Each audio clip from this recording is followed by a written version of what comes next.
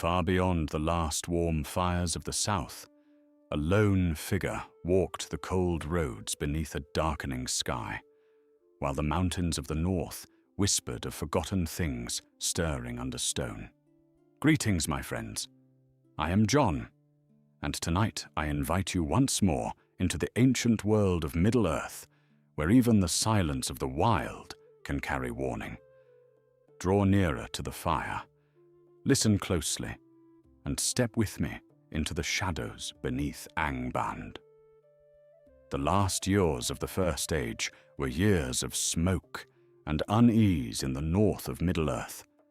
Though the power of Morgoth had begun to wane beneath the gathering strength of the Valar, the scars of his dominion still lay black upon the lands of Beleriand. Rivers ran choked with ash where once they had sparkled beneath starlight, and the forests nearest the Iron Mountains had grown thin and bitter, their bark split by poison winds descending from Thangorodrim. Even the beasts of the wild had become restless.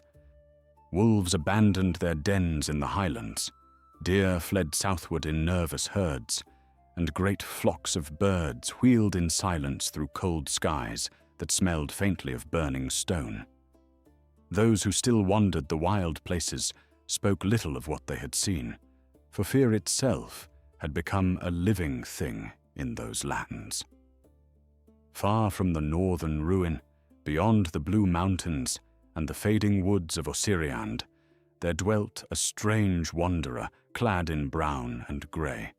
To elves he was little known, and among men his name had not yet passed into tale, though some whispered of a spirit who spoke with beasts beside lonely streams. He kept no hall and sought no servants. Small creatures followed him without fear, and birds often settled upon his shoulders as he walked beneath the trees. That evening he sat beside a narrow fire, hidden among alder roots near the banks of Gillian, turning chestnuts slowly upon a flat stone, while rain whispered softly through the leaves above him. A hedgehog slept beside his boot, and somewhere deeper in the forest, an owl called once into the dark. Then the raven came. It fell from the branches heavily, striking the wet earth with a desperate flutter of wings, and for a moment the wanderer thought it already dead. He knelt at once, gathering the creature carefully into his arms, and his lined face darkened when he saw the burns upon its breast feathers. Smoke clung to the bird even after the rain. One wing hung crooked, broken near the joint, and its breathing rattled weakly in its throat. The old wanderer laid a hand gently over the raven's body, closing his eyes as though listening to something hidden beneath the sound of the storm. At length he spoke softly, in a tongue no mortal race remembered fully, and the raven stirred. "North," the bird croaked faintly, its black eye rolling toward him. "The pits, beneath the mountains. They wake again." The wanderer fed more wood into the fire until orange light rose among the dripping trees. He bound the raven's wing with strips torn from his own cloak, while the bird shivered against his hands. There was no madness in its speech. He had heard fear before, in the voices of beasts hunted by orcs or wolves, but this was different. This was the fear of something ancient returning from darkness, long believed buried. "What did you see?" he asked quietly, and the raven jerked as though struggling against memory itself. For a long while, only rain answered him, tapping softly against the leaves overhead. "At the roots of Thangorodrim," the raven whispered at last. "There are tunnels unopened since the elder days. Orcs dig there now beside creatures without eyes. They drag cages downward into the deeps. Wolves disappear. Bears, great cats from the east, even the carrion feeders are hunted." The bird's claws tightened painfully against the wanderer's wrist. "Something calls beneath the stone. We heard it in our dreams before the fires came." The old wanderer stared into the flames without speaking. The north had never truly slept, Even after the ruin of many strongholds of Morgoth, evil endured in hidden places like embers beneath ash, waiting only for wind. Yet this troubled him more deeply than raids or scattered remnants of orc armies. Morgoth bred corruption, as other rulers bred armies. He twisted living things until their very nature became a weapon. If some forgotten servant still labored in secret beneath Angband, then all the free creatures of Middle-earth stood in peril once more. He felt the forest around him, listening in fearful silence.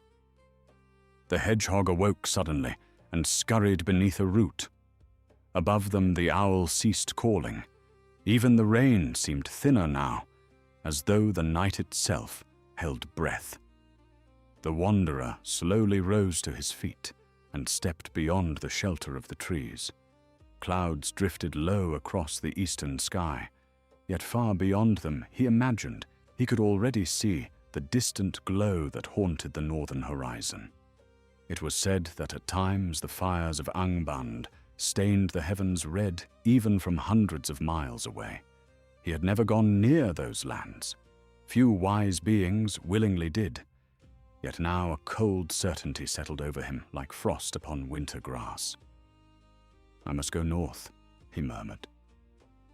The raven let out a weak, bitter sound that might once have been laughter. "Then you are a fool." "Very likely," the wanderer answered, and for the first time a faint smile touched his weathered face. Yet it vanished quickly. He returned to the fire and gathered his few belongings: a wooden staff darkened by age, a leather satchel filled with herbs and dried roots, a water skin, and a small, curved knife more suited to cutting plants than flesh. There were no weapons of war among his possessions. He had never desired them. Violence came easily enough to the world already. Still, as he prepared for the road, he could not quiet the unease gathering within him like distant thunder. Before dawn, he'd left the shelter of the alder grove and began his journey northward. Mist drifted across the low hills, pale beneath the first grey light of morning, and frost silvered the grass underfoot despite the season. Birds followed him for a time through the trees, hopping from branch to branch in uneasy silence, but one by one they turned back as the land slowly changed around him. The forests thinned, streams carried bitter traces of ash. More than once he found carcasses abandoned beside the road, not eaten but torn apart as though slain in blind fury. By the third day, he no longer heard songbirds at dawn. Near the crossing of the river Oros, he came upon the remains of a farmhouse burned to blackened stone. Smoke no longer rose from the ruin, yet the smell lingered stubbornly in the cold air. A dead horse lay near the broken fence, with orc arrows buried deep in its flank, and crows circled overhead without daring to descend. The wanderer crouched beside the body, studying the wounds carefully. The arrows were crude but newly made. That troubled him. Orc bands had grown bolder of late, striking farther south than before. As he examined the ground, he noticed something stranger still. Immense tracks pressed deep into the mud beside the ruins, clawed and heavy, unlike any wolf or troll he had ever seen. A voice startled him from behind the shattered wall. "You should not linger here, old man." He turned swiftly, gripping his staff, and saw a bent figure wrapped in a tattered cloak, standing half-hidden among the stones. It was an elf by the shape of the face and eyes, though age and grief had hollowed him greatly. A bough rested loosely in his hand, and one side of his face bore a long burned scar running down into his collar. The elf studied the wanderer with deep suspicion before glancing nervously toward the north. "They still pass through these lands after sunset," he warned. "Not orcs alone." The wanderer straightened slowly. "What else walks here?" The elf hesitated, and for a moment true fear flickered across his worn features. I heard it 3 nights ago beyond the hills. Something moving beneath the earth." He swallowed hard before continuing. The ground shook as though giant hammers struck deep stone, and all the beasts of the forest fled southward at once. Even the spiders abandoned their nests.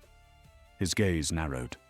"Who are you to travel north when wiser folk flee from it?" The wanderer looked toward the distant mountains hidden beyond leagues of shadow and smoke. The cold wind carried a faint smell of iron from that direction, bitter upon the tongue. Somewhere far away, beneath the roots of the world, something waited in darkness and slowly gathered strength. He tightened his grip upon the wooden staff and answered quietly, "Only a friend to living things. And perhaps that is reason enough."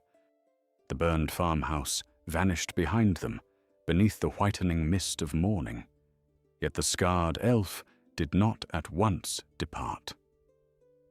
He walked beside the wanderer, along the old road that curved northward through barren heath, keeping his hood low against the wind, while his sharp eyes searched every ridge and hollow ahead. The land rose slowly as they traveled, and with every mile the signs of life grew fewer. Frost clung stubbornly to dead grasses, though the sun had climbed well above the eastern hills, and patches of old snow lingered in cracks of stone where no winter snow should still remain. The wanderer noticed how often the elf glanced toward the earth itself, as though expecting movement beneath the soil. Once, when a distant rumble rolled faintly through the ground underfoot, the elf stopped so suddenly that his bowstring creaked in his grip. "You felt that?" the elf muttered. "I did," the wanderer answered quietly. The elf studied him with growing unease. "Most men would not notice, yet you speak little like any man I have known." His gaze lingered on the birds perched calmly upon nearby stones despite his presence. A robin had settled upon the wanderer's satchel, utterly without fear. "What are you truly?" The old traveller bent to gather a sprig of frost-blackened thyme from beside the road.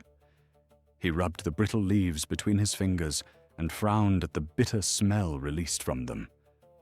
"Names matter less than deeds," he said after a time, "but you may call me Iwendil." The elf's eyes narrowed faintly at the sound of that ancient tongue, though he gave no reply. Together they continued north, while the sky slowly dimmed beneath, gathering clouds rolling down from the iron mountains like smoke from a hidden furnace. Toward midday they reached a narrow valley, where a stream once crossed the road through clear pools lined with reeds. Now the water crawled sluggish and grey between banks choked with dead fish. A foul odour hung above it. The wanderer knelt beside the stream and touched the surface lightly with his fingertips. The water felt strangely warm despite the cold air. Tiny bubbles rose from the mud below, with soft popping sounds, releasing a stench like rotting eggs. Nearby, a fox lay dead among the reeds, its body untouched by scavengers. Even flies avoided it. "This corruption spreads quickly," Iwendil murmured. The elf crouched nearby, his face hardening with remembered hatred. "Angband poisons all things near it. I fought in the Nirnath Anuediat before my company was destroyed.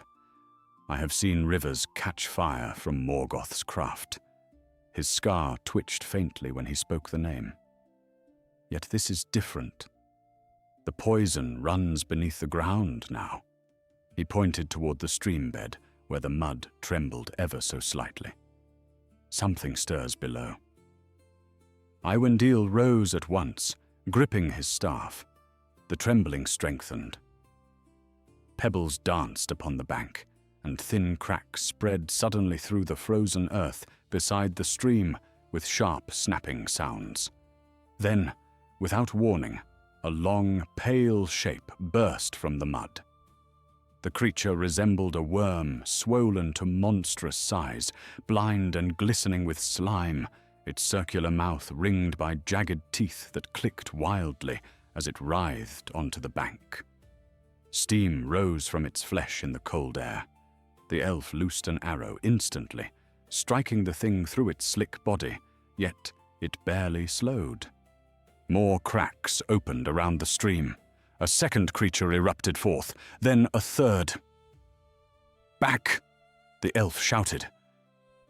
The first worm lunged with horrifying speed. Iwendil struck downward with his staff, and the creature recoiled violently as though burned. Dark fluid splattered across the stones, hissing where it touched frost. The old wanderer felt revulsion twist within him.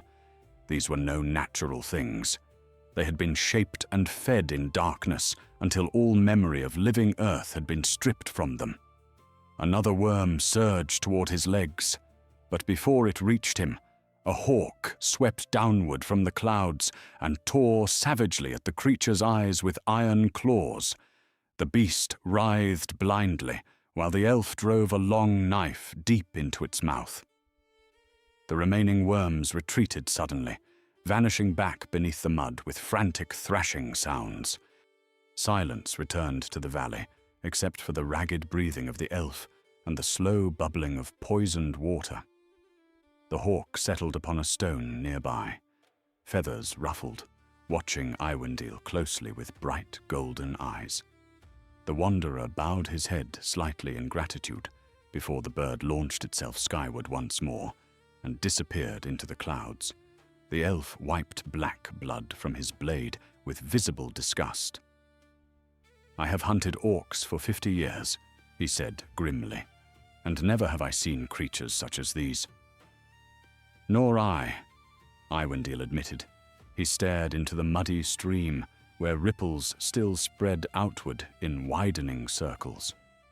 They were bred for tunneling. Something below seeks passages through the deep earth. The thought chilled him more than the northern wind ever could. Morgoth had always delighted in shaping horrors fit for siege and ruin. If such creatures multiplied beneath Angband's ruins, then hidden roads might already stretch far beneath Beleriand, unseen by any free people above. They left the poisoned valley quickly and climbed into rougher country, where jagged hills cast long shadows beneath the darkening sky. By evening, snow had begun to fall in thin, drifting sheets, carried sideways by bitter wind from the north.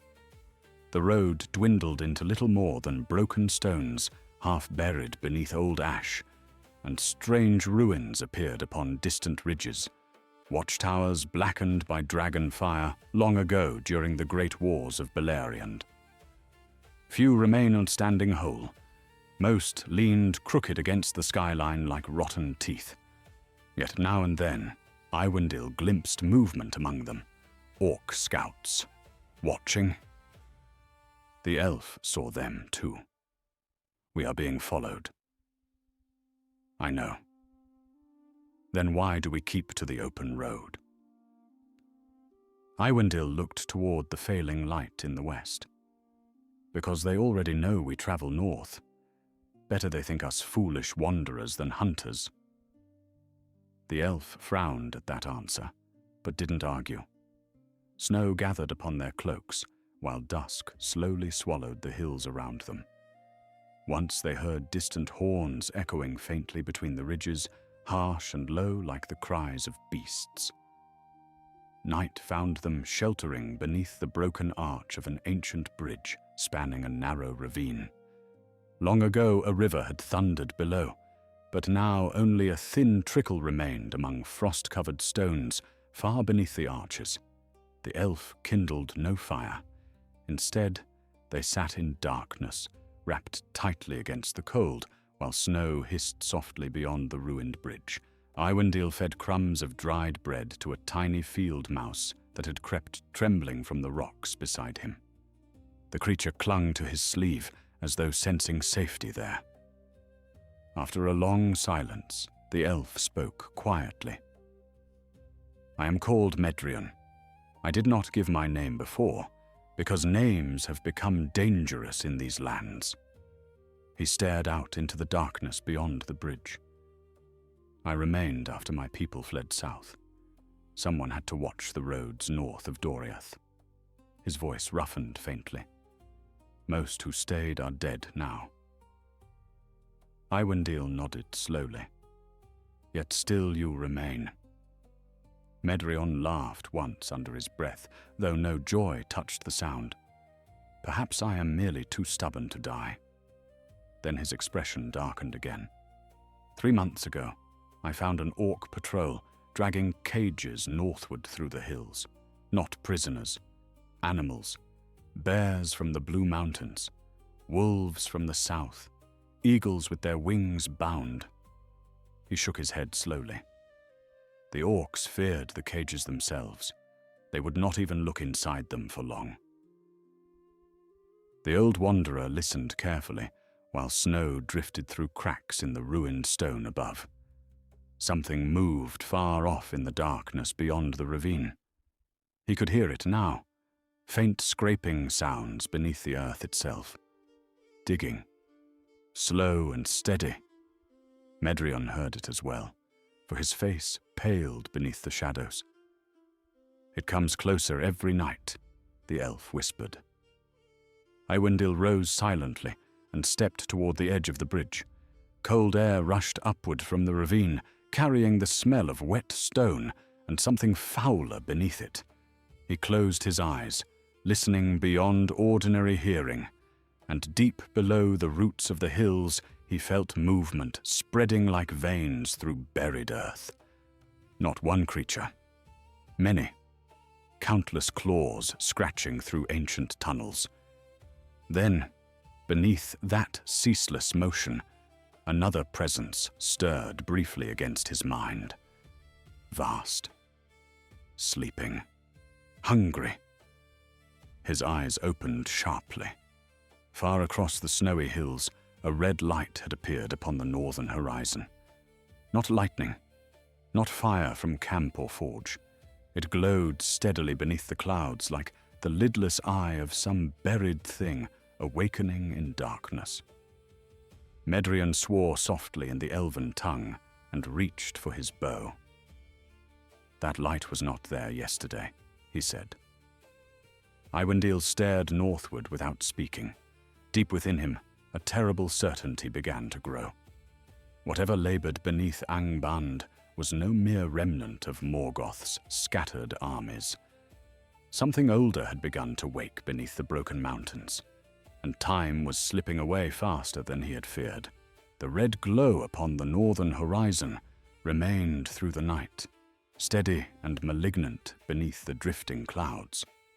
It did not flicker like ordinary fire, nor did it spread smoke into the sky. Rather, it pulsed faintly at long intervals, as though some hidden furnace deep beneath the earth drew breath in slow and terrible rhythm. Iwendil stood at the edge of the ruined bridge until frost silvered his beard and cloak. Behind him, Medrion slept little, waking at every distant tremor that rolled beneath the hills.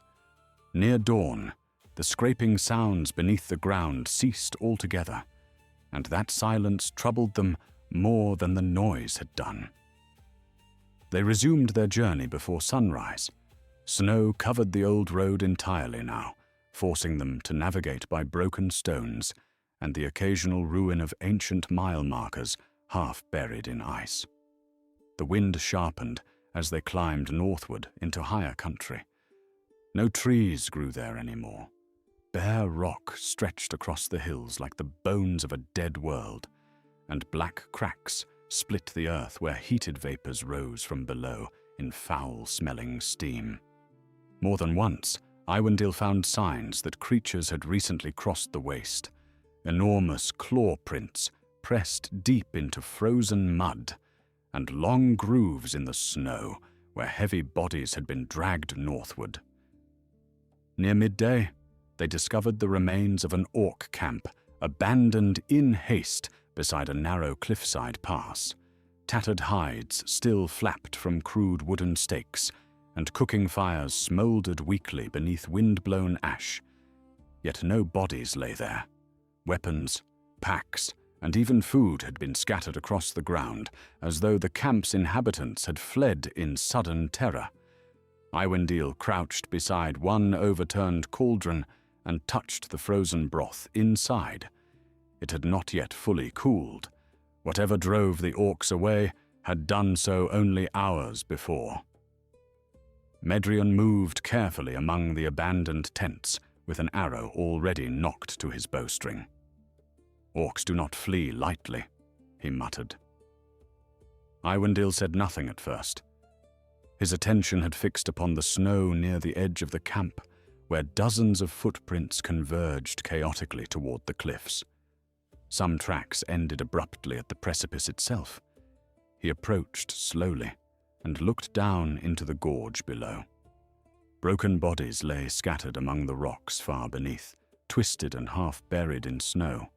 Orcs. Many had leapt willingly to their deaths. Others appeared torn apart before they fell.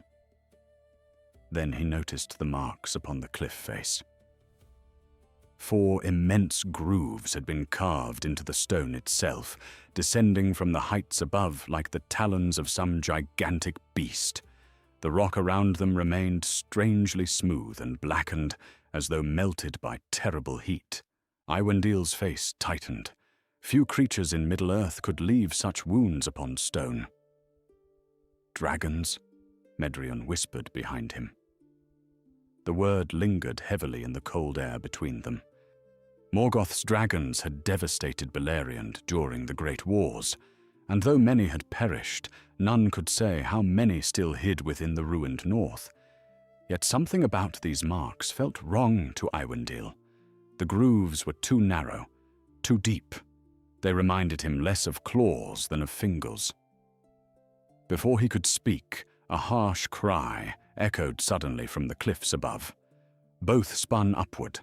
A black shape wheeled through the grey sky overhead, enormous wings beating against the wind.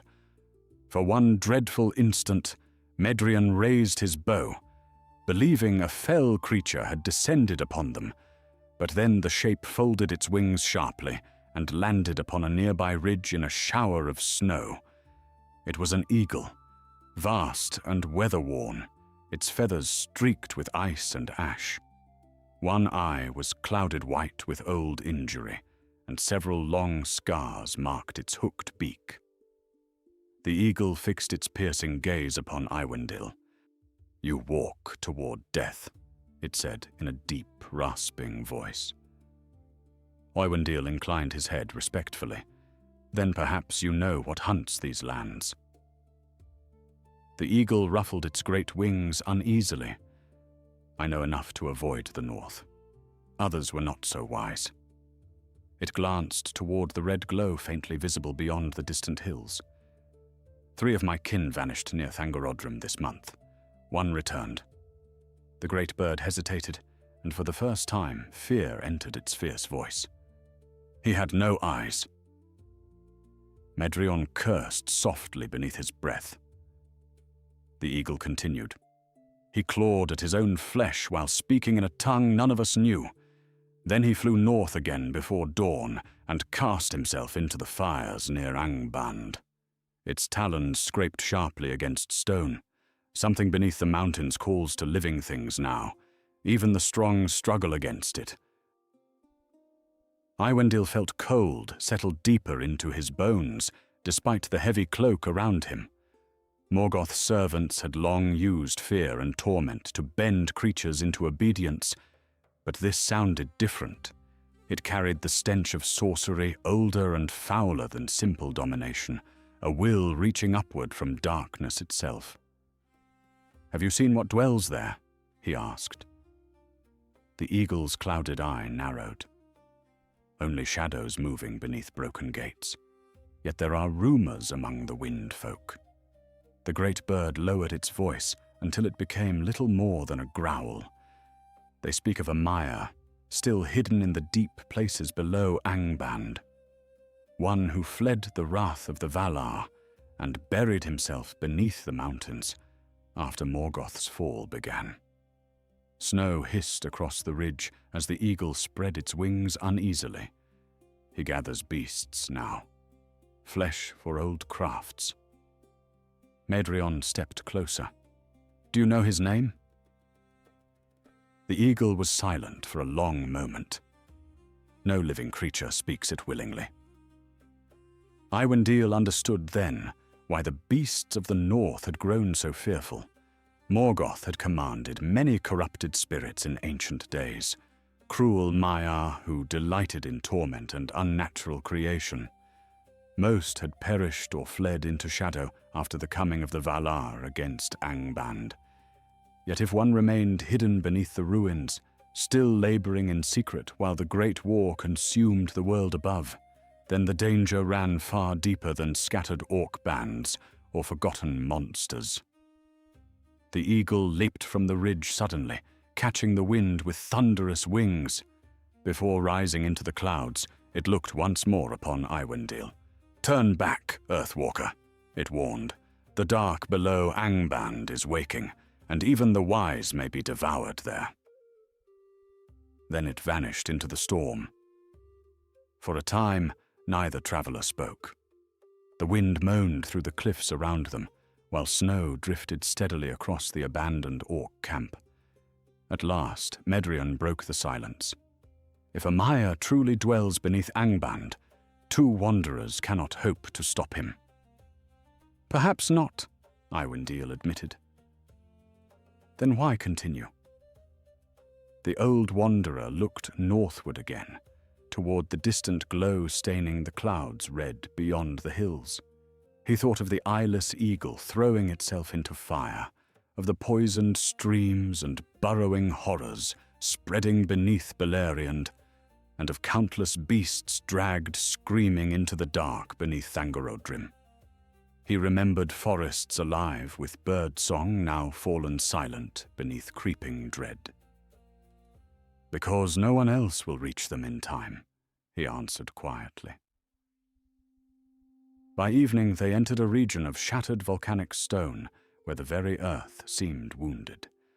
Great pits opened suddenly among the hills, descending into darkness too deep for sight, and warm vapors drifted constantly upward, carrying the smell of sulfur and blood. More disturbing still were the sounds. Sometimes faint cries echoed from beneath the ground, distant and distorted, as though carried through miles of hidden tunnels.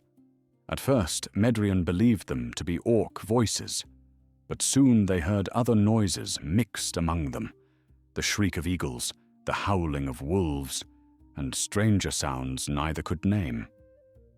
The farther north they traveled, the more unnatural the land became. Ash fell occasionally from the sky despite the snow. The rocks near the path bore smooth patches where heat had melted them into black glass.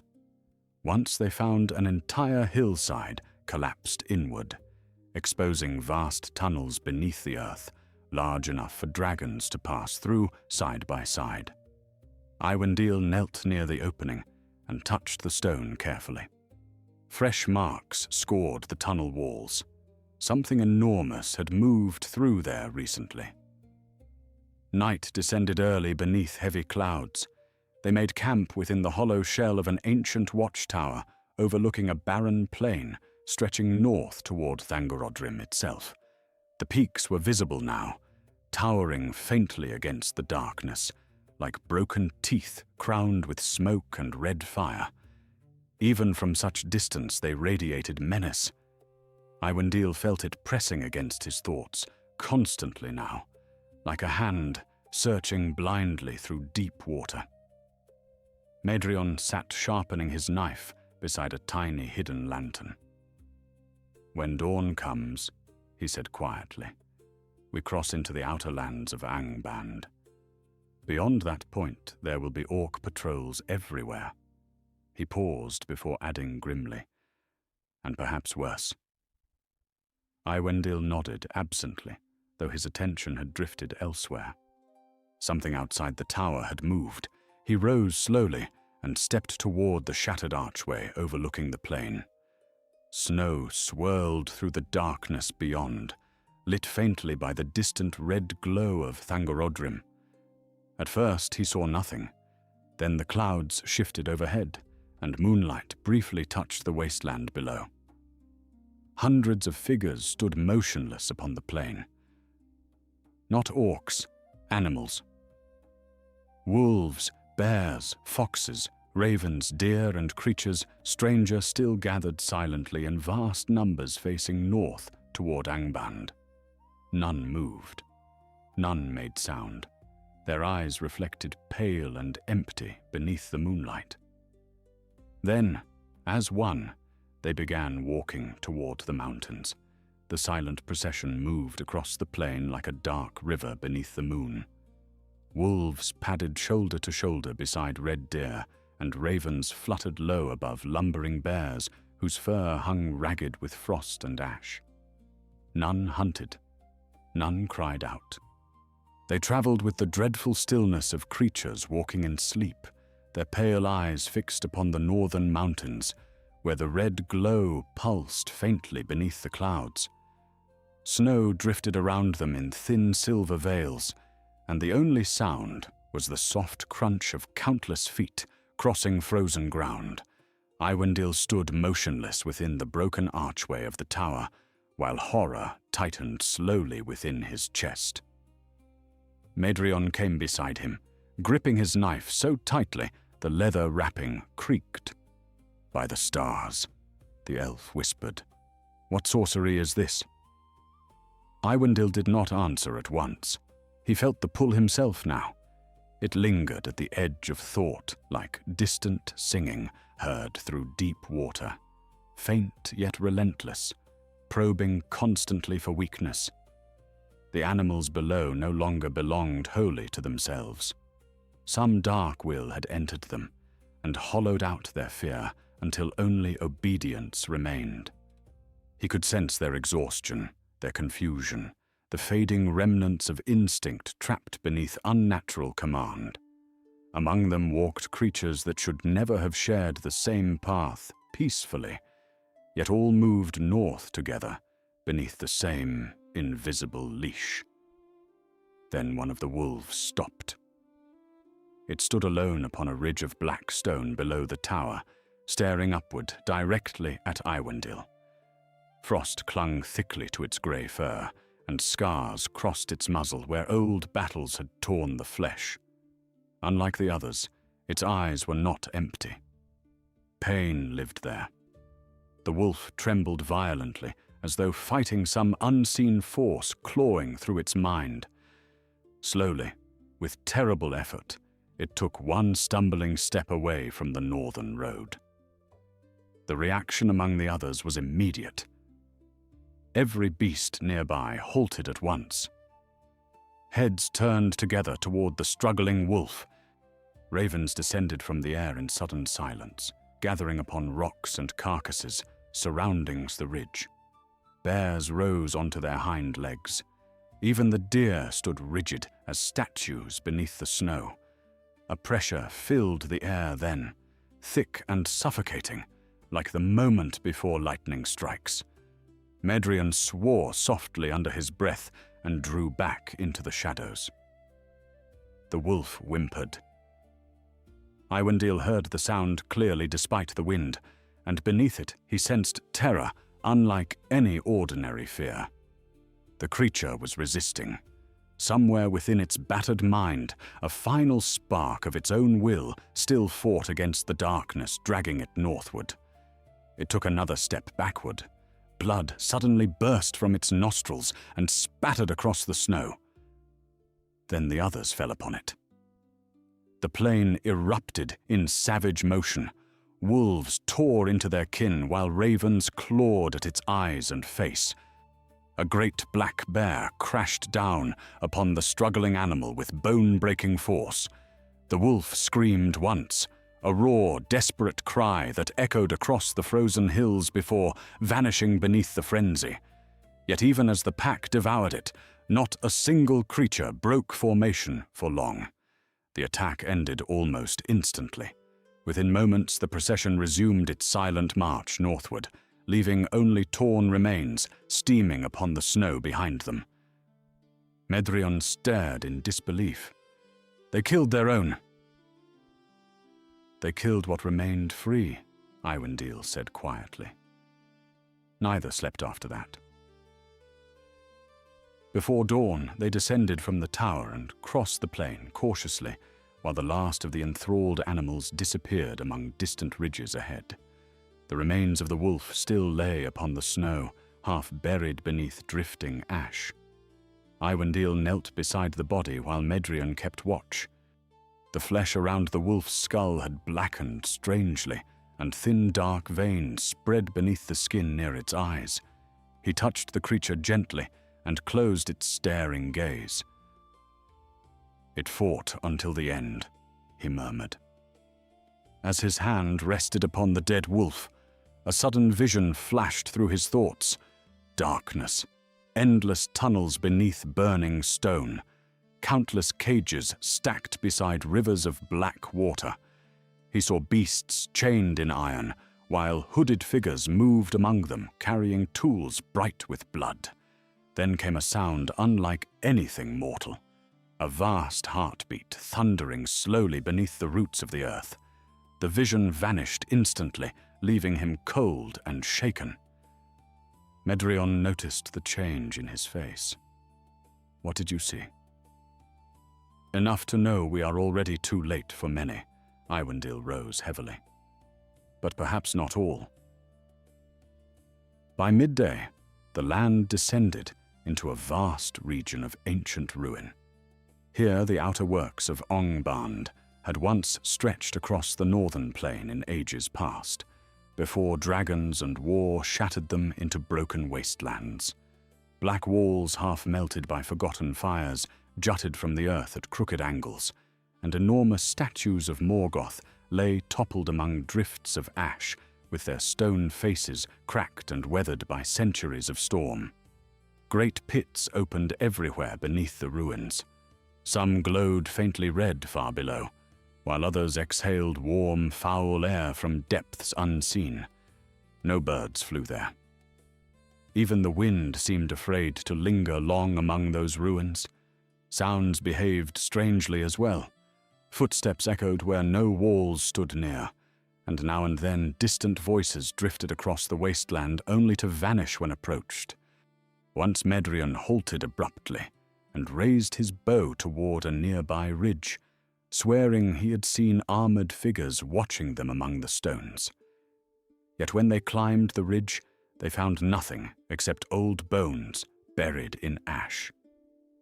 Toward evening, they discovered the first true sign of Angband's hidden servants.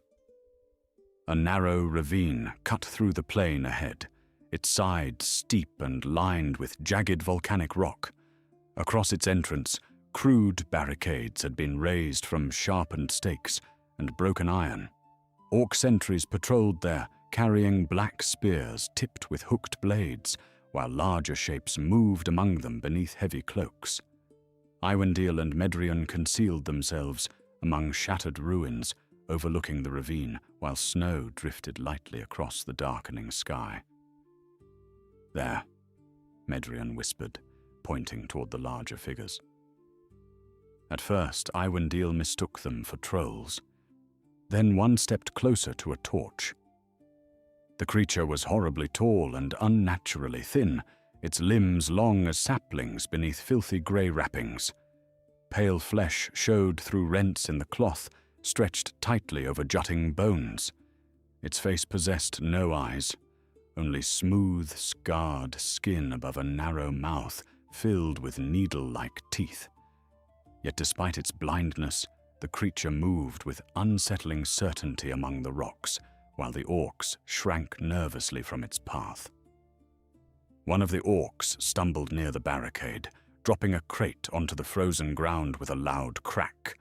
Instantly the eyeless thing froze, its head tilted slowly toward the sound. Then, with terrifying speed, it seized the orc by the throat and lifted him, struggling into the air. The other orcs backed away at once. The creature opened its mouth wider than seemed possible. A long black tongue emerged, twitching in the cold air as though tasting fear itself.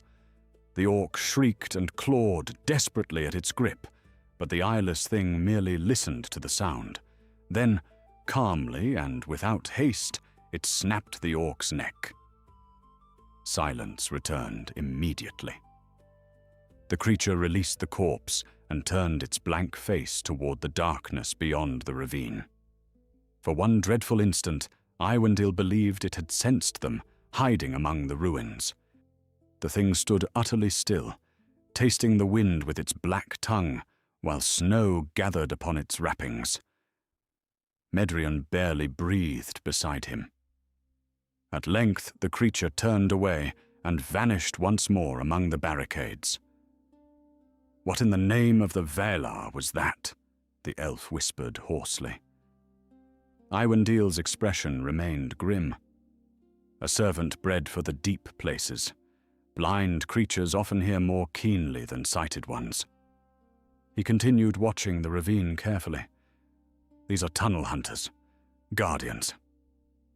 There are at least 20, and likely more beneath the earth." The elf's face hardened with quiet despair. "Then we cannot pass openly." "No," Iwendil agreed softly. "We must go below them." Medrion stared at him as though he had gone mad. "Below?" Iwendil pointed toward the western cliffs overlooking the ravine. There, half hidden beneath snow and shadow, a narrow fissure descended into darkness between broken rocks. Warm steam drifted faintly from its depths. "The old tunnels of Angband spread for leagues beneath these lands," he said. "Many collapsed long ago, but not all." His gaze lingered on the fissure, while distant red light flickered beneath the clouds overhead. If the creatures of the north are being taken below ground, then somewhere beneath us there must still be hidden roads leading inward. Medrion looked toward the crack in the earth with visible dread. "And if those roads lead straight into the pits you saw in your vision?" Iwendil tightened his grip upon the wooden staff. In truth, he feared exactly that. Yet every hour brought more beasts northward, beneath the dark summons, spreading through the land. Soon, whatever slept below Angband would possess an army of corrupted creatures, unlike any seen before in Middle-earth. "Then we descend carefully," he said. Night fell fully as they crossed the ruins toward the hidden fissure. Behind them, the fires of the ravine burned dim and watchful beneath the snow. Ahead waited only darkness, breathing warm from beneath the earth. As Iwendil approached the crack in the stone, he heard something drifting upward from far below. Not a digging, not voices. Singing. A low chant echoed through the hidden depths beneath Angband, ancient and terrible, carried upward through endless tunnels by hot winds, smelling of blood and fire. The fissure descended sharply beneath the western cliffs like a wound split through the roots of the earth. Jagged stone pressed close around them as Iwendil and Medrion climbed downward into darkness, feeling their way carefully along narrow ledges slick with moisture and ash. Warm air flowed steadily upward from below, carrying the smell of sulfur, rotting flesh, and something older that neither wished to name. Above them the storm faded into distant silence until only the faint whistle of wind remained far overhead. Soon even that vanished. Then there was nothing except the scrape of boots upon stone and the low chant echoing upward through the deep places beneath Angband. The sound disturbed Iwendil greatly. It was not orc speech, nor any tongue of elves or men.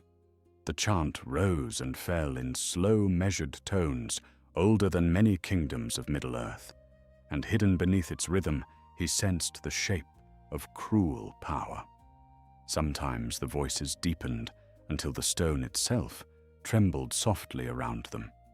At other moments they became almost whispers, yet even then the words carried dreadful weight, as though the darkness listened obediently whenever they were spoken. Medrion shivered once, despite the growing heat. "I do not like this place," the elf muttered quietly. "No living thing should," Iwendil answered. The passage widened after a long descent, opening into ancient tunnels carved with unnatural precision through black volcanic rock. Their walls bore marks of forgotten labor, deep grooves where enormous tools had cut stone in ages past, and rusted iron rings fixed at intervals along the tunnels large enough to chain dragons. In some places, the ceilings rose so high their lantern light could not reach them. Elsewhere, the tunnels narrowed abruptly into suffocating passages, where the rock seemed to lean inward, as though the mountain itself wished to crush intruders beneath its weight. They found signs of recent use almost immediately. Fresh torch soot stained the walls.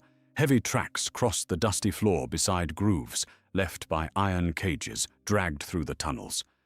Once they discovered a broken chain, thick as a man's wrist, lying abandoned near a collapsed side passage. Strange claw marks covered the nearby stone. Iwendil knelt beside them, tracing the grooves carefully with his fingertips. The marks did not resemble any beast he knew. "Something escaped here," he said softly. Medrion examined the darkness beyond the collapsed passage, or tried to. The deeper they traveled, the stranger the tunnels became. Heat pulsed through the stone beneath their feet like blood through veins. Sometimes distant cries echoed faintly from unseen chambers far below, quickly swallowed again by silence. Several times they extinguished their lantern and pressed against the walls, while orc patrols passed nearby, carrying hooked spears and bundles of iron tools. The orcs spoke little. Fear haunted their voices whenever the chant rose loudly through the tunnels. At one crossing, they overheard two orcs arguing beside a cracked doorway of black iron. "The master digs too deep," one hissed nervously. "The earth shakes every night now." The other spat onto the floor. "Speak lower, fool. The listeners crawl these halls." "I care not. 3 more vanished yesterday near the lower pits. Something hunts even us down there." The second orc grabbed his companion savagely by the throat. "Better hunted than heard speaking treason. The master promised reward once the sleeper wakes." The first orc's face twitched with naked terror. And what if it cannot be controlled? Before the other could answer, both suddenly stiffened, their heads turned together toward the darkness behind them. Iwendil heard nothing at first. Then came a faint, clicking sound, somewhere deeper in the tunnel. Instantly, the orcs abandoned their argument and hurried away without another word, disappearing into the gloom. The clicking continued. Medrion slowly raised his bow. Out of the darkness ahead emerged one of the eyeless guardians. The creature moved silently, despite its immense height, wrapped in the same filthy grey cloths they had seen above ground. Its pale head swayed gently from side to side as it listened. Long fingers brushed lightly across the tunnel walls, tracing every crack and imperfection in the stone. Black saliva dripped steadily from its narrow mouth onto the floor beneath it. Iwendil and Medrion stood motionless behind the cracked doorway, scarcely 20 feet away, while the thing approached. Then it stopped. Its blank face turned directly toward them. The tunnel became utterly still. Iwendil felt his pulse hammering beneath the silence. He knew the creature could hear their breathing, perhaps even the movement of blood within their bodies. Slowly, very slowly, the guardian began walking toward the doorway where they hid. Medrion drew his bowstring soundlessly, though both knew one arrow would not stop such a thing. Then another sound echoed through the tunnel. A sharp metallic clang rang out far behind the Guardian, followed instantly by furious orc voices. The creature froze. Its black tongue flicked rapidly through the air. For a long moment, it seemed torn between two scents upon the wind. Then, with frightening speed, it turned and rushed back into the darkness toward the disturbance, vanishing almost instantly from sight. Only after the echoes faded did Medrian breathe again. "What caused that?" he whispered hoarsely. Iwendil frowned. "I do not know." But somewhere ahead in the darkness, hidden beyond sight, he thought he had heard chains breaking. They pressed onward more cautiously than before. Hours seemed to pass beneath the mountain, though time became difficult to judge in those lightless halls. At last, the tunnels descended into a vast cavern whose ceiling vanished into shadow high above. Ancient bridges crossed chasms glowing faintly red far below, and rivers of dark water wound through the cavern like black serpents, reflecting distant firelight. Here the chant grew louder, joined now by the rhythmic pounding of enormous hammers striking stone deep underground. Iwendil and Medrian concealed themselves among fallen columns overlooking the cavern floor. What they saw there filled even the elf with stunned silence. Hundreds of cages lined the cavern. Some were large enough for bears or great wolves. Others held stranger things. Massive white cats from the northern wastes, gigantic bats chained upside down within iron frames, and creatures so twisted by torment they no longer resembled any living beast of Middle-earth. Many cages stood empty, except for bones. Orcs moved constantly between them, carrying buckets of bloody meat, while the eyeless guardians prowled nearby, listening to every sound. At the center of the cavern stood a circular pit, surrounded by black pillars carved with ancient runes. Heat shimmered upward from its depths. Hooded figures gathered there, chanting in the same terrible language Iwendil had heard, echoing through the tunnels above. Unlike the orcs, these beings moved with calm, deliberate purpose. Their robes concealed nearly all features, except thin, pale hands, marked by dark veins beneath the skin. Medrian stared in horror. "Those are not orcs." "No," Iwendil said quietly. "They are men." The elf looked sharply at him. "Men do not serve willingly here." "Some do." Grief touched Iwendil's voice faintly. "There have always been those who worship power more readily than wisdom." As they watched, one of the hooded figures approached the cages, carrying a long iron staff tipped with glowing crystal. The captives became frantic at once. Wolves hurled themselves against their bars while birds battered their wings bloody in terror. The hooded man ignored them calmly and stopped before a cage holding a massive black bear scarred from many battles. Strange symbols had been burned into the creature's flesh. The man raised the glowing staff. The bear suddenly went still. A low humming sound spread through the cavern. The crystal atop the staff pulsed red in time with the distant heartbeat-like tremors beneath the mountain. Slowly the bear lowered its head and stepped obediently toward the cage door as it swung open. Medrian gripped the stone before him. "They are controlling them." "Yes," Iwendil whispered grimly, "preparing them." The bear followed the hooded figure toward the central pit. The chanting deepened around them. Heat surged upward from below, carrying the smell of molten stone and blood. Then the bear hesitated. For the briefest instant, the creature resisted. It raised its head suddenly and roared with terrible fury, striking one of the black pillars hard enough to crack stone. Orcs shouted in alarm across the cavern. The hooded figure stumbled backward, as the glowing crystal flickered violently. Then something moved beneath the pit.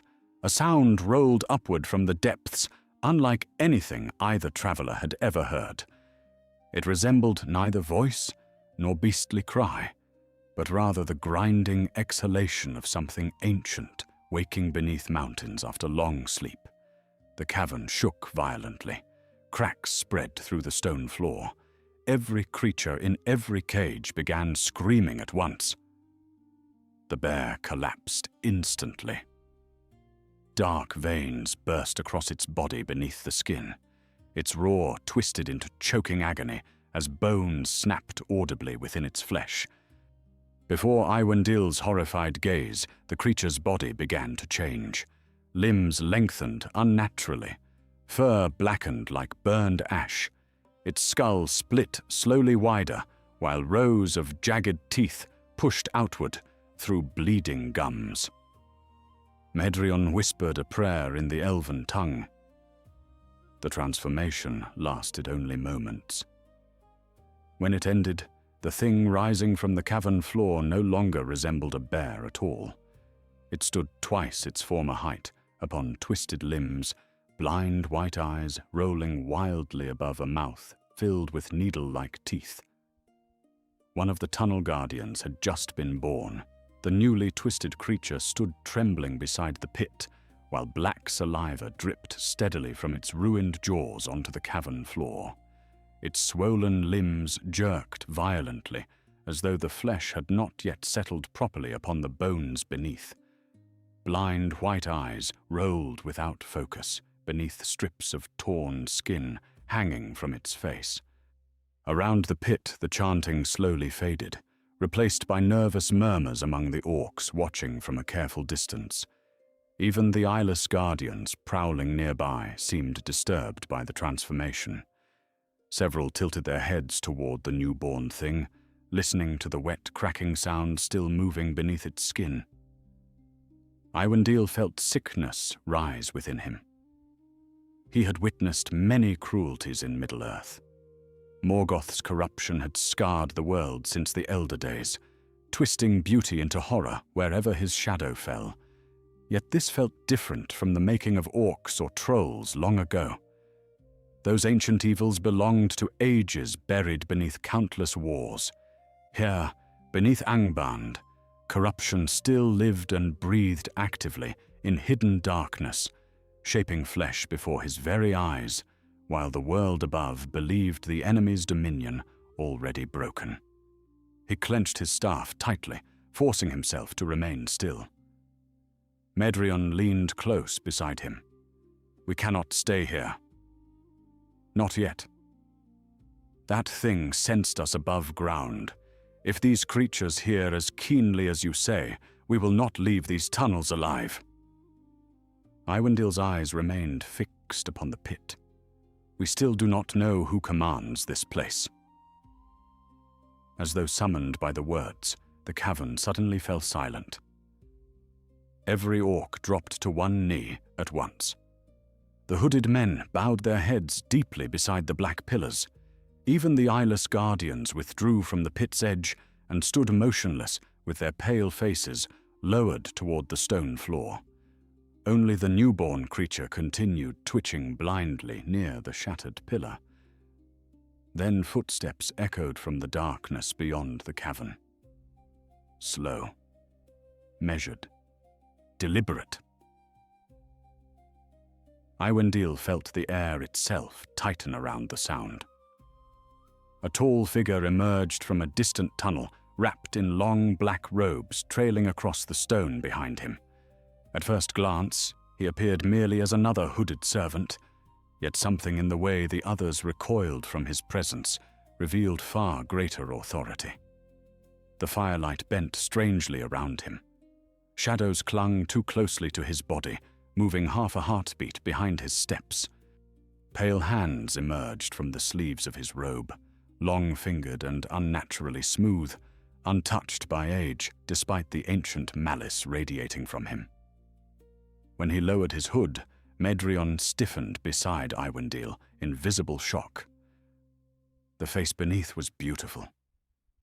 not beautiful as men understand beauty, but terrible in the manner of sharp winter stars or polished blades. His skin shone pale as moonlit marble, untouched by scar or blemish, and silver hair flowed across his shoulders like water. Yet his eyes betrayed him. They were utterly black from lid to lid, without iris or white, deep as drowned wells beneath endless night. The figure studied the newborn guardian calmly. "It survives longer than the others," he said softly. His voice carried easily across the cavern despite its quietness. Every word seemed to settle into the stone itself. One of the hooded men approached cautiously and bowed low. The beast resisted strongly before the change, Lord. "Good," the dark figure replied. "Resistance strengthens the binding." He stepped nearer the trembling creature, examining it almost with curiosity. Pain teaches obedience faster than fear. The newborn guardian suddenly convulsed and collapsed onto the stone floor, shrieking. Its malformed limbs beat wildly against the ground, while blood streamed from its eyeless sockets. The dark figure watched without emotion. "Still unstable," he murmured. Medrion's breathing had grown shallow beside Iwendil. "I know him," the elf whispered faintly. "Or I knew of him." Iwendil glanced sharply toward him. Medrion swallowed hard. During the Nirnaeth, rumors spread among Morgoth's captains of a Maya called Gothelion, the cruel watcher. His voice dropped lower still. They said he delighted not in battle, but in shaping living things. Morgoth gave him dominion over the deepest breeding pits beneath Angband. The elf stared toward the silver-haired figure with naked hatred. I believed him dead. "So did many," Iwendil said grimly. Below them, Gothelion turned suddenly toward the cages surrounding the cavern. Though blind black eyes swept calmly across the imprisoned beasts, Iwendil sensed sharp intelligence behind that cold gaze. This was no brute servant lurking forgotten beneath ruins. The Maya moved with patient purpose, every gesture measured like a craftsman, shaping long-planned work. "The sleeper grows restless," Gothelion announced. Uneasy murmurs spread among the hooded men. One gathered courage enough to speak. "Lord, the tremors worsen daily. Several lower passages collapsed this morning." "Then dig new ones." The creatures refuse to descend farther. Even the guardians fear the deepest chambers now. For the first time, irritation touched Gothelion's perfect features. Fear is irrelevant. The sleeper wakes whether they welcome it or not. His black gaze drifted toward the vast pit at the cavern's center. And when it rises, the northern kingdoms will drown beneath a tide of fang and shadow before the valor ever reach these shores. Iwendil felt cold certainty settle within him then. Whatever lay buried beneath Angband was not merely some hidden monster. Gothelion intended to unleash it upon Middle-earth before Morgoth's final defeat, perhaps hoping to preserve his master's dominion through terror, even if the great war above was lost. The Maya continued speaking quietly. "Increase the harvests, more beasts, stronger ones." He looked toward the cages where wolves and bears huddled trembling against iron bars. The sleeper hungers, and the tunnels must spread farther south before the awakening. One hooded servant hesitated uneasily. "Lord, the summons already reaches beyond the northern forests. If we continue drawing creatures so openly, the wise may notice." Gothelion smiled faintly. "Let them notice." The words settled heavily through the cavern. "The wise look always toward armies and crowns," the Maya said softly. "They do not hear the roots breaking beneath their feet." He turned away from the cages and began walking slowly toward another tunnel, descending deeper underground. By the time they understand, the world beneath them will already belong to us. Then he paused. Iwendil's breath caught. Gothelion had stopped directly facing the ruined columns where they hid. For several terrible seconds, the Maya remained utterly still. His black eyes stared across the cavern with unnatural calm, and though Iwendil knew those eyes could not see as mortal sight sees, he felt suddenly exposed beneath them. Around the pit, the chanting ceased entirely. Even the newborn guardian stopped writhing. Then Gothelion smiled again. "There are strangers among us," he said quietly. The cavern erupted instantly into chaos. The eyeless guardians shrieked together and rushed toward the ruined columns with horrifying speed. Orcs seized spears and torches, while hooded servants scattered away from the pit. Medrion loosed an arrow at once, striking the foremost guardian through its throat, yet the creature barely slowed. "Run!" the elf shouted. Orwendil slammed his staff against the stone floor. A thunderous crack burst through the cavern. Light flared white from the ancient wood, blinding orcs and guardians alike. The nearest columns shattered outward in exploding fragments of black stone, collapsing across the charging creatures beneath avalanches of rubble. Before the dust settled, Iwendil seized Medrion's arm and dragged him toward a narrow side passage, vanishing into darkness beyond the cavern. Shouts echoed behind them. Arrows clattered from stone as orcs pursued through the smoke-filled cavern. The tunnels ahead twisted sharply downward, forcing them into desperate flight through suffocating darkness, lit only by distant red glows pulsing from cracks in the earth. Behind them came the relentless clicking cries of the guardians closing rapidly through the tunnels. "They hear us," Medrion gasped. Iwendil heard them too. Claws scraped against stone walls behind them with terrifying speed. One guardian shrieked somewhere very close, the sound echoing wildly through the narrow passages. The tunnel split suddenly ahead. Without warning, a ragged hand shot from the darkness beside them and seized Iwendil's cloak. "This way, if you wish to live." Before either could react, hidden figures dragged them violently through a narrow crack in the wall, just as one of the guardians lunged past the passage entrance, only feet away. Stone ground loudly behind them. A concealed door sealed shut, plunging the tunnel into darkness and muffling the furious shrieks outside almost completely. For several moments, no one moved. Then dim lantern light flickered alive nearby. Iwendil found himself surrounded by armed strangers. Men. Thin and hollow-eyed, clad in scavenged armor and ragged cloaks stained by soot and old blood.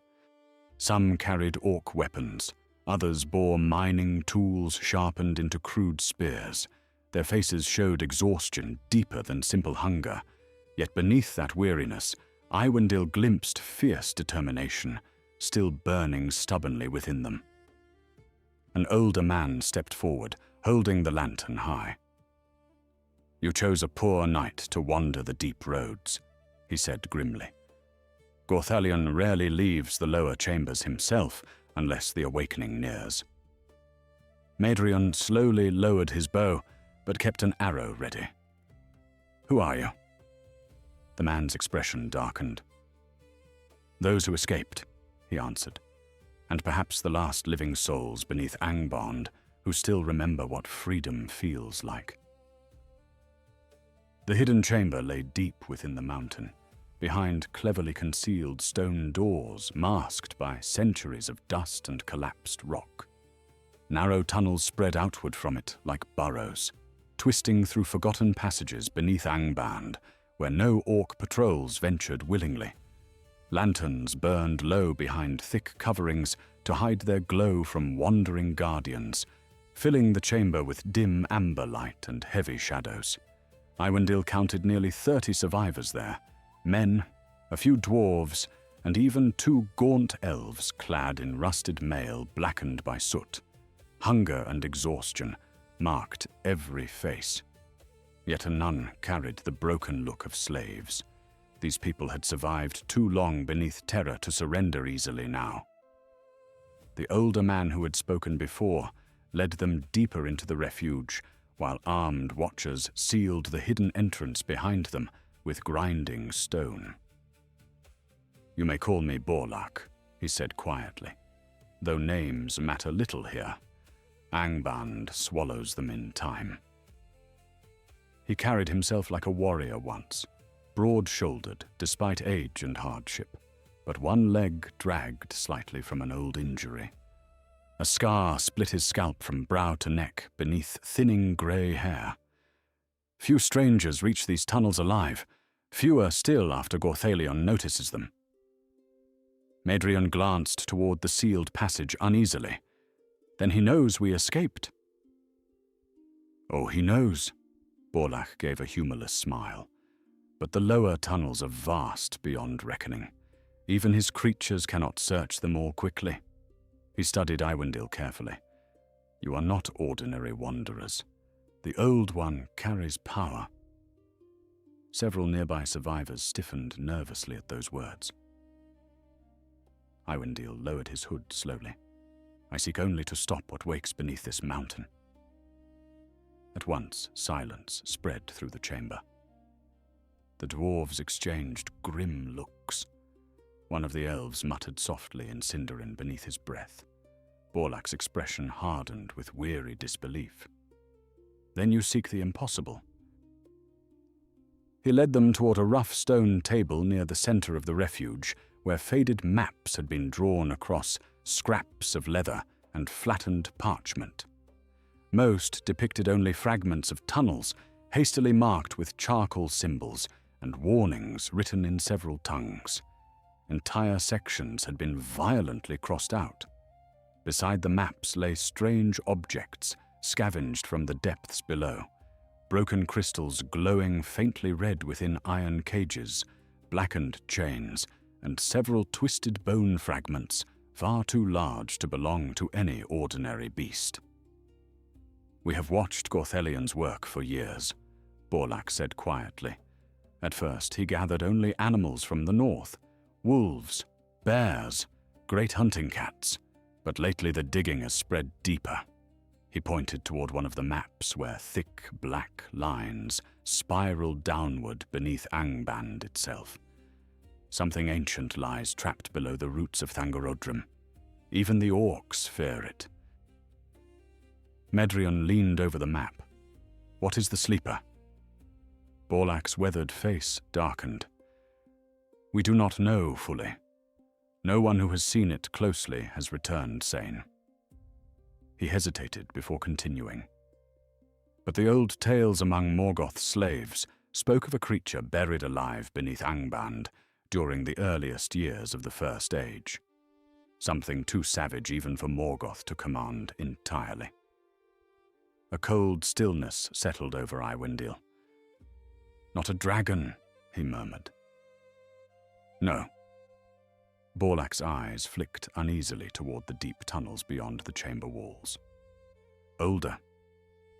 One of the dwarves stepped forward then, a stocky figure named Farin, with soot-blackened hands and a braided beard cut short for practical survival underground.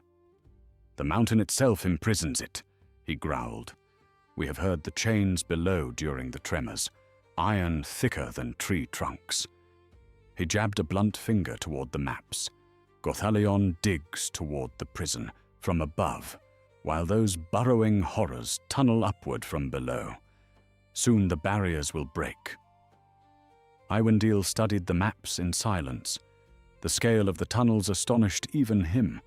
Angband had always been vast beyond mortal comprehension, carved through entire mountain ranges by countless slaves and dark arts through many ages. Yet what Gothelion had built beneath those ancient halls formed something worse, a living web spreading through the deep earth itself. If completed, creatures from the pits could emerge anywhere across northern Beleriand unseen. "How long before the prison opens?" he asked. Borlak looked toward the distant darkness beneath the chamber. Days, perhaps, less if the tremors worsen. One of the younger survivors approached, nervously carrying a wooden bowl of thin stew. She could not have seen more than 17 winters. Burned scars marked one side of her neck where iron had once touched flesh. "You should eat while you can," she said softly to Iwendil. "No one fights well hungry here." He accepted the bowl with gentle thanks. The stew tasted mostly of mushrooms and bitter roots scavenged from underground pools, yet warmth spread gratefully through him after the bitter cold above. Around the refuge, survivors resumed quiet tasks, while armed sentries rotated toward the hidden entrances. None relaxed fully. Fear lived constantly within these people, worn like another layer of clothing after too many years beneath Angband. As he ate, Iwendil noticed strange marks carved into many nearby walls. At first, he mistook them for random scratches left by tools, but soon patterns emerged among them, crude drawings of beasts, tunnels, and enormous spiraling shapes descending endlessly downward.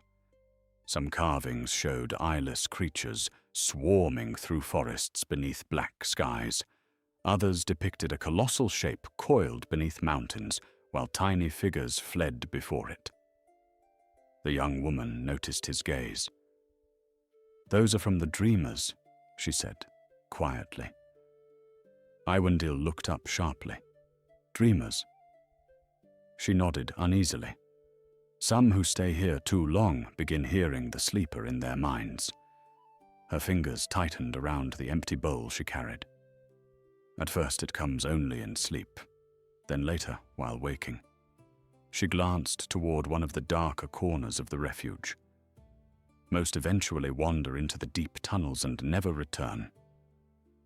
In the shadows nearby, an old dwarf sat muttering softly to himself while carving spirals into stone with a rusted nail. His eyes stared unfocused into darkness. The wall around him had been scratched nearly black from years of frantic carving. Medrion lowered his voice. "The creature's mind already reaches upward."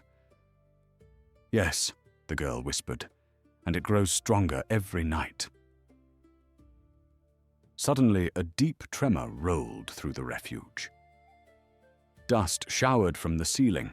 Lantern flames flickered violently, while distant groaning echoed through unseen tunnels below. Several survivors stumbled against the walls. The muttering dwarf in the corner began laughing wildly. Then came the sound.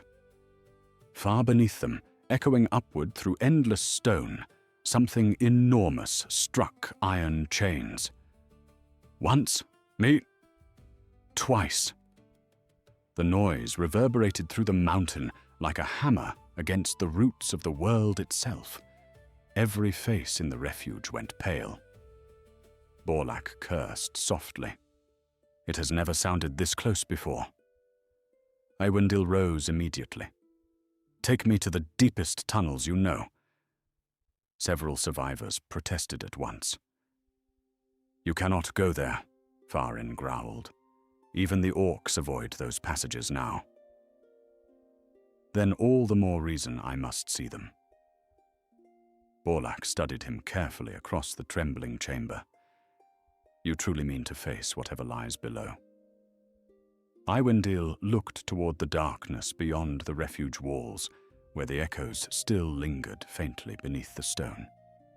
He remembered the silent procession of beasts crossing the snowy plains above. He remembered the transformed guardian writhing beside the pit. Most of all, he remembered the presence he had felt beneath the mountain, ancient, starving, and slowly awakening. "If we do nothing," he said quietly, "then all Beleriand may soon become another Angband." Silence followed. At last, Borlak nodded once. "Very well." He turned toward several armed survivors nearby. "Prepare lanterns and rope. We descend within the hour." The preparations were swift and grim. Only 6 volunteered to accompany them.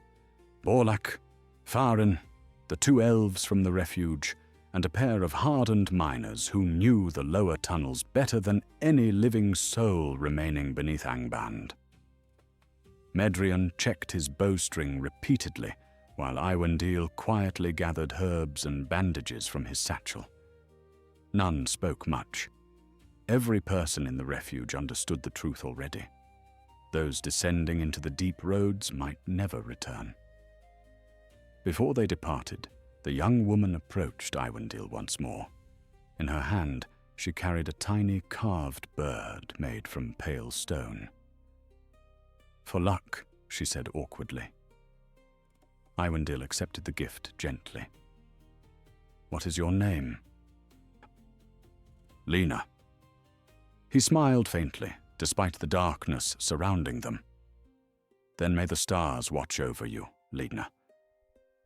The hidden doors opened silently before the expedition, revealing a tunnel sloping downward into utter blackness. Warm, foul air drifted upward, carrying the scent of sulfur and stagnant water. Somewhere far below, chains groaned again beneath impossible strain. The descent began.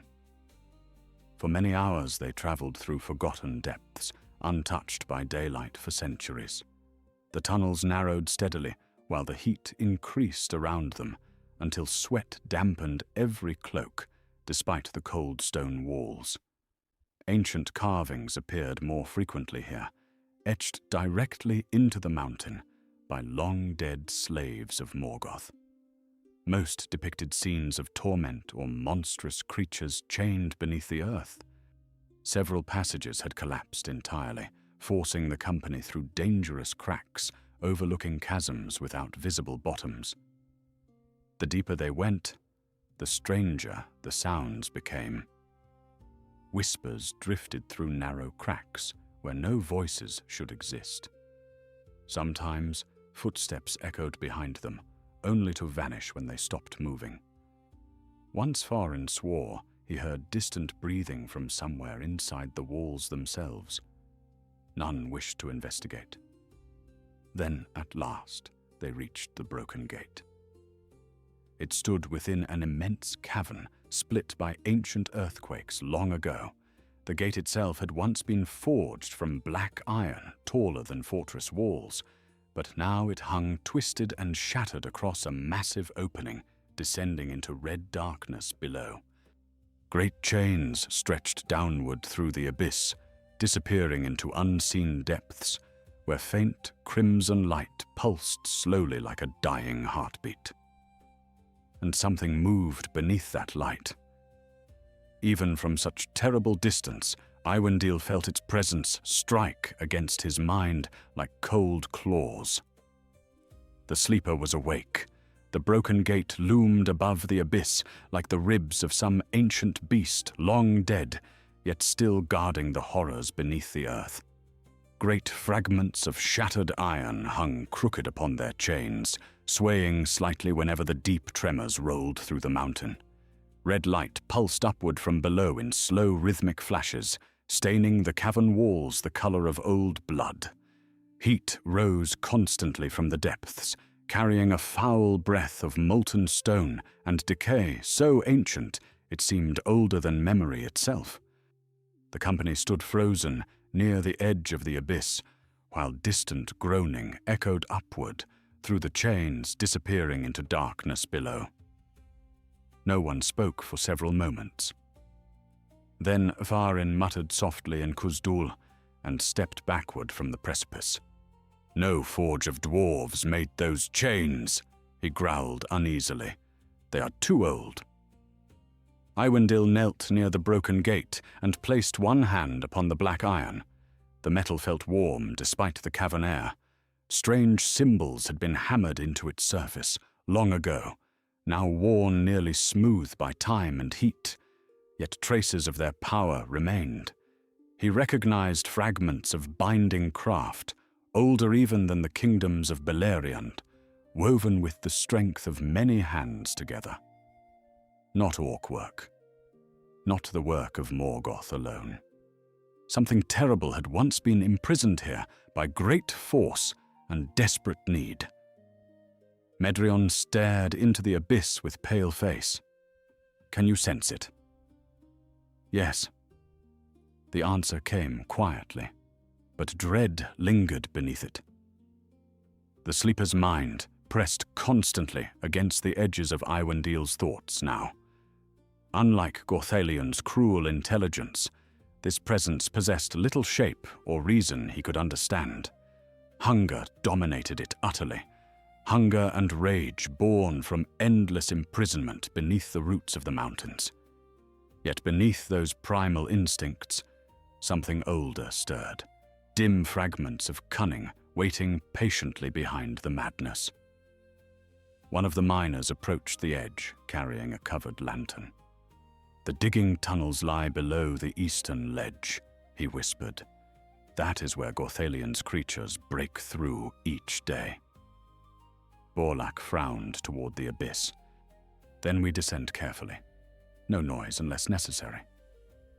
They followed a narrow stairway, carved directly into the cavern wall, spiraling downward beside the broken chains toward lower ledges barely visible in the crimson gloom. The air thickened with heat and ash. Soon sweat soaked every traveler despite the cold dread gripping them. Strange black slime coated parts of the stone beneath their boots, glistening wetly in the lantern light. Far below, enormous impacts continued, striking through the abyss at irregular intervals. Each blow sent vibrations humming through the ancient chains. Halfway down the stair, Medrion suddenly halted. "Listen!" At first, Iwendil heard only the distant groaning of stone. Then another sound emerged from below. Voices. Chanting. Not the ritual songs from the upper pits. These voices sounded strained and frantic, echoing upward through the cavern in desperate rhythm. Mixed among them came the scraping of tools against rock and the occasional shriek of some unseen creature driven onward by fear. They descended farther until the eastern ledge finally came into view. The sight below filled even Borlak with horror. A vast excavation had been carved directly into the cavern wall beside the abyss. Hundreds of orcs labored there with picks and chains, while hooded servants directed them beneath the watch of numerous eyeless guardians prowling the edges of the dig site. Gigantic tunnels spread outward through the rock where the burrowing monsters had clawed passages downward toward the prison below. Entire sections of the cavern wall had already collapsed inward, revealing glimpses of colossal black shapes far beneath the stone. The chains. Dozens of them stretched through the newly exposed gaps into darkness below. Some remained taut. Others hung broken and twisted like snapped roots after a storm. And one chain was moving. Slowly, steadily, something enormous pulled against it from the abyss beneath. Iwendil felt his breath catch. Then the creature below struck again. The entire cavern shook violently. Orcs screamed as cracks burst through the excavation walls. One of the chains snapped with a deafening crack like thunder, whipping upward through the abyss before vanishing into darkness overhead. Several workers were hurled screaming into the red depths below. The hooded men shouted desperately to maintain order, while guardians shrieked warnings through the chaos. At the center of the excavation stood Gorthalian. The mire remained utterly calm amid the trembling stone around him.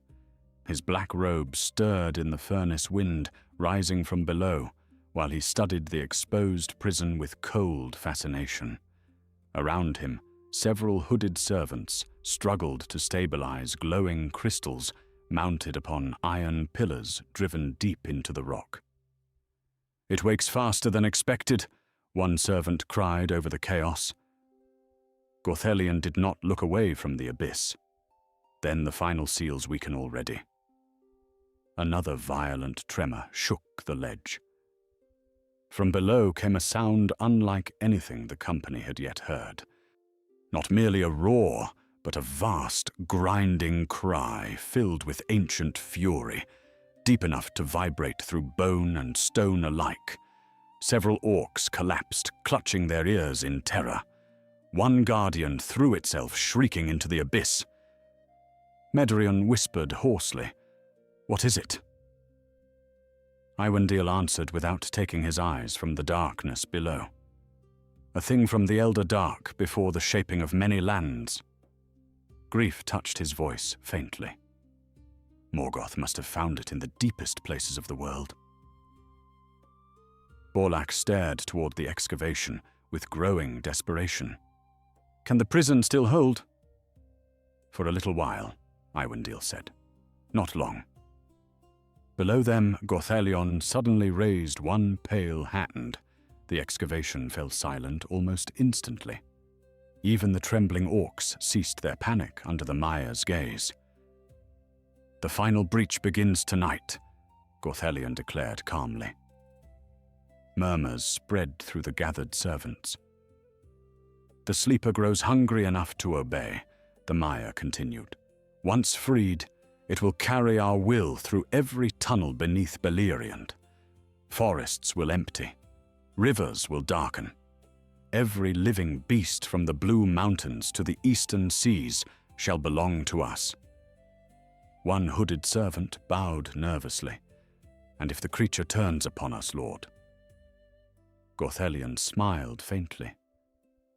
"Then we remind it who taught it hunger." At his signal, the servants activated the iron pillars surrounding the excavation. Crimson light flared instantly between them, forming jagged lines across the broken rock. Deep below, the sleeper roared again in fury as the glowing crystals pulsed in answer. Iwendil realized the terrible truth then. Gothelion was not merely freeing the creature. He was binding it. Using the same dark power that enthralled the beast above ground, the Maya intended to yoke the ancient horror itself beneath his will.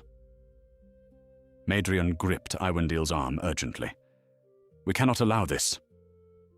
"No," Iwendil agreed softly. Yet even as he spoke, movement caught his eye upon the far side of the excavation. Cages. More had been brought into the lower depths while they descended. Wolves, bears, great cats, and countless birds huddled within them, trembling beneath the red light. Some already bore the dark veins of corruption spreading beneath their skin. Others cried weakly in terror. Orcs dragged the cages steadily toward sloping tunnels leading deeper beneath the excavation where the transformed guardians emerged. Borlak followed Iwendil's gaze and swore bitterly. "They still feed the breeding pits." "There are too many to free quietly," one of the elves whispered. Iwendil knew he spoke truth. Hundreds of creatures remained imprisoned below, perhaps thousands throughout the tunnels above. To attack openly now would mean death for nearly all of them before escape became possible. Then another realization struck him. The crystals gore. Every transformation, every enthralled beast, every guardian born from the pits depended upon the crimson devices Gothelion servants carried throughout the tunnels. The same power binding the sleeper flowed through them all. Destroy the crystals, and perhaps the Maya's control would collapse entirely. But the central pillars surrounding the excavation stood directly beside Gothelion himself. Medrion saw the thought forming in his face. "You mean to strike the pillars?"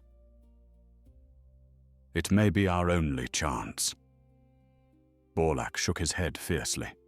That ledge swarms with guardians. None could reach the crystals alive. Iwendil stared toward the abyss, where broken chains vanished into crimson darkness. The sleeper strained constantly below now, battering the prison walls with growing fury. Soon there would be no prison left to defend at all. "Perhaps," he said quietly, "we do not need to survive long."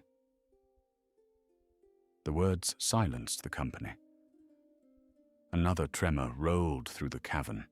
Dust cascaded from above, while distant cracks spread loudly through the excavation walls. Somewhere below, ancient stone finally gave way, with a sound like mountains breaking. Then a colossal eye opened in the darkness beneath the abyss. Red. Vast beyond reason. It stared upward through the broken prison, directly toward the ledge where Gothalion stood, and slowly, impossibly, the sleeper began to climb. The eye rising from the abyss glowed like molten iron beneath deep water, enormous and unblinking within the red darkness below the broken prison. Around it, ancient stone crumbled steadily as colossal limbs dragged upward through shattered caverns unseen beneath the ledges. Chains thicker than ship masts groaned and snapped one by one beneath impossible strain. The cavern shook continuously now. Dust poured from the ceiling in choking clouds, while cracks spread through the walls like black lightning. Panic erupted across the excavation. Orcs abandoned tools and fled shrieking from the lower ledges. Several hurled themselves blindly into side tunnels, only to be seized by eyeless guardians attempting to force order through terror. Hooded servants shouted over one another beside the glowing crystal pillars, desperately strengthening the bindings surrounding the prison breach. Yet even their fear could not shake Gothalion. The Maya stood motionless at the center of the excavation, with his black eyes fixed upon the awakening horror below. "It rises beautifully," he murmured.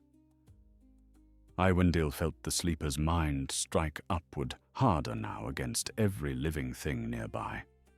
Hunger flooded the cavern, raw and endless. Several survivors beside him staggered, clutching their heads, as alien rage clawed through their thoughts.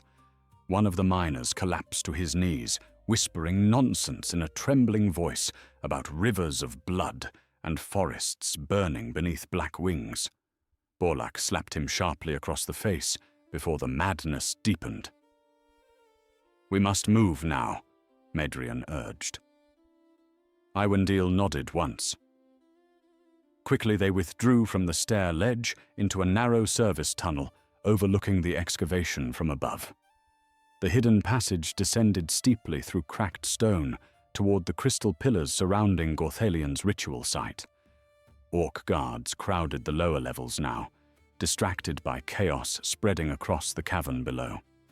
None noticed the small company slipping through shadows above them, while the mountain trembled constantly around all. As they descended, Farron pulled Iwendil aside briefly, near a collapsed alcove.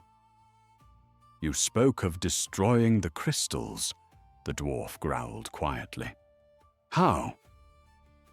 Iwendil withdrew the tiny stone bird Lena had given him within the refuge. The pale carving rested warmly in his palm now, though no heat touched the cavern air. "These crystals carry Morgoth's corrupted will through the earth," he said, "but they remain only vessels. Break the harmony binding them together, and the power within may consume itself." Farron frowned. "And if it does not?" "Then we perish beneath Angband." Iwendil's expression remained calm despite the words. "Yet if we do nothing, all beyond these mountains may perish instead." The dwarf grunted once and tightened his grip upon a heavy iron hammer hanging from his belt. A fair enough bargain. They emerged at last, behind a ridge of broken stone overlooking the excavation floor, scarcely 50 yards from the nearest crystal pillar. Heat blasted upward from the abyss below in suffocating waves. The sleeper had climbed higher now. Though much of its body remained hidden beneath the shattered prison, glimpses emerged between collapsing ledges. Immense black limbs, armored in jagged plates like volcanic stone, each movement scattering fragments of rock into the glowing depths below. No clear shape defined the creature fully. It seemed less a beast than some ancient nightmare half-formed from darkness itself. And still it climbed. The crystal pillars surrounding the excavation pulsed violently in response. Crimson energy crackled between them, like living veins spread across the cavern floor. Wherever the light touched, the eyeless guardians grew more frenzied. Several threw themselves directly against falling debris to protect the ritual site, while hooded servants fed additional crystals into iron sockets at the pillar's base. Iwendil studied the pattern carefully. "There," he whispered, pointing toward the largest pillar nearest the abyss edge. "The central focus." Medrion followed his gaze. Gothalion stands beside it. "Yes." Silence passed briefly among them, while the mountain groaned overhead. Then Borlak spoke quietly. "Tell us what must be done." Eowendil turned toward the weary faces gathered beside him, hardened survivors who had endured years beneath terror and darkness, now preparing perhaps for their final battle beneath the roots of the world. None looked away from him despite the fear in their eyes. "The pillars draw strength from one another," he said. "If the central crystal shatters while the binding remains active, the force released may break the entire network." His gaze drifted toward the abyss. "It may also weaken Gorthalion's hold over the sleeper." "And if the creature escapes free of all control?" one elf asked grimly. Iwendil did not answer immediately. At last he said softly, "Then we trust the mountain to finish what ancient chains began." Farin barked a rough laugh. "Good. I always preferred honest odds." The plan formed swiftly after that. Medrion and the elves would strike the outer guards from above, while Borlak's fighters descended toward the cages to free as many captives as possible during the confusion. Farin and Iwendil alone would attempt to reach the central pillar. None pretended. The task carried much hope of survival. Below them, the sleeper roared again. The sound blasted through the cavern like a storm breaking mountains apart. Entire sections of the excavation collapsed inward at once, crushing dozens of orcs beneath falling stone. One of the outer crystal pillars flickered violently. Gorthalion raised both pale hands toward the abyss, chanting now in a voice deeper and older than before. Crimson light surged around him in blinding waves. The assault began. Arrows fell suddenly from the upper ridges, striking orc sentries through throat and eye before alarms fully spread. Borlak's fighters charged from the service tunnels, shouting like hunted wolves, unleashed at last, from chains. Chaos exploded instantly across the excavation. Cages shattered beneath hammer blows, while terrified beasts fled wildly through the collapsing cavern. Wolves tore into orc ranks. Great cats bounded screaming through the dust clouds. Ravens filled the air in dark swarms, pecking blindly at eyes and faces.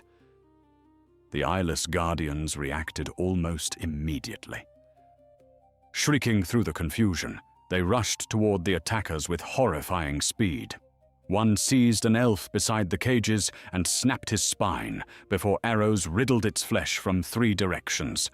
Another crashed into Borlak's fighters, scattering them across broken stone like leaves before a storm. Blood spread quickly through the excavation. Iwendil and Farin ran straight toward the central pillar. The dwarf roared fiercely as he smashed aside one panicked orc with his hammer. Ahead, crimson light pulsed brighter with every heartbeat, while Gorthelion continued chanting beside the abyss.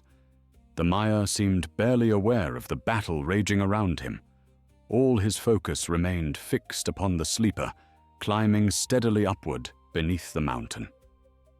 Then his black eyes shifted suddenly toward Iwendil. Recognition flashed there. "You," Gorthelion said softly. The cavern darkened. A pressure struck Iwendil's mind, like iron chains wrapping around his thoughts. The Maya's will descended upon him with terrifying force, ancient and cold beyond mortal comprehension. Around them the battle sounds dimmed beneath that crushing presence. "You do not belong in this age," Gorthelion whispered. Iwendil staggered but forced himself onward. "Nor do you." The Maya smiled faintly. "Yet here we remain." A guardian lunged from the smoke beside the pillar. Farin met it head-on with a bellow of rage, his hammer smashing deep into the creature's skull, hard enough to shatter bone and stone together. The guardian collapsed, twitching beneath him, but another emerged instantly behind it. "Go!" Farin roared. Iwendil reached the pillar at last. The crystal mounted within its iron frame glowed blinding red only inches from his face. Inside it, shadows twisted endlessly like living smoke trapped beneath glass. He felt the corruption radiating outward from the stone into every tunnel beneath Angband. And beneath it all, the sleeper hungered. Gorthelion stepped toward him calmly through the chaos. "You cannot stop what wakes below," the Maya said. "This world has always belonged to hunger and fear. Morgoth merely taught creation its true nature." "No," Iwendil answered quietly. He raised the tiny stone bird. For one brief moment, confusion crossed Gorthelion's perfect features. Then Iwendil slammed the carving directly into the crystal. Light exploded through the cavern. A sound like screaming glass burst outward as cracks spread instantly through the crimson stone. The pillar convulsed violently.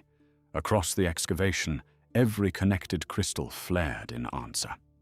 Guardians shrieked and collapsed, writhing upon the ground, while the enthralled beasts suddenly turned savage against all nearby indiscriminately. Gorthelion's expression twisted into fury for the first time. "You fool!" The central crystal shattered. A wave of crimson fire erupted outward through the cavern. Pillars exploded one after another in blinding chains of destruction.